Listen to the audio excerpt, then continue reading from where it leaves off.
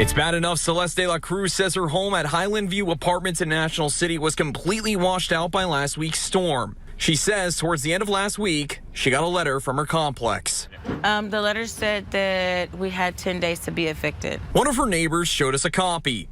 Dated last Friday, it says following a city inspection and due to flood damage, a notice in order to vacate and repair or demolish the property was issued, adding it could take several months to do repairs and that the complex was unable to provide housing, so people will need to look for long-term alternatives. We were like, how could this be? You know, we don't have nowhere to go.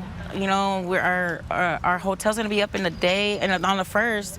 So it's like, where are we gonna go? The complex's letter included hotel accommodations for residents covered until the end of the month. Rent would be credited from the day of the storm until the end of the month. The letter also adds, per the city's notice, which includes required code from the state, they'd get 2 months' rent along with their security deposit within 10 days. National City Council member Jose Rodriguez tells me he's aware of 24 people in the complex who received the letter. He says it's one thing to evict someone, but it's another for the city to ask a landlord to make a building habitable again. And we are willing to do everything possible to help them through that process. But that does not mean that folks would be permanently evicted from the places they live in. It may be a 4-week fix while their apartments are renovated quickly.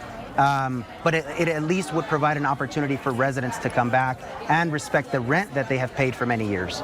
As National City declares a state of emergency for the community on Monday night, both De La Cruz and Councilmember Rodriguez says more needs to be done.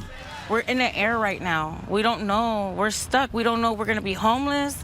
We don't know if we're going to have somewhere to live. We need to pass some kind of eviction moratorium for those families that have been impacted by this. Along with that, we need to make sure that we give them a chance to get back on their feet, so their rents should not be increasing during this time. Councilmember Rodriguez asked the mayor if a moratorium is something that can be discussed at next week's city council meeting, which it can. We reached out to the property manager of Highland View Apartment Complex regarding the letter sent to residents. We haven't heard back from them at this time. Ryan Hill, ABC 10 News.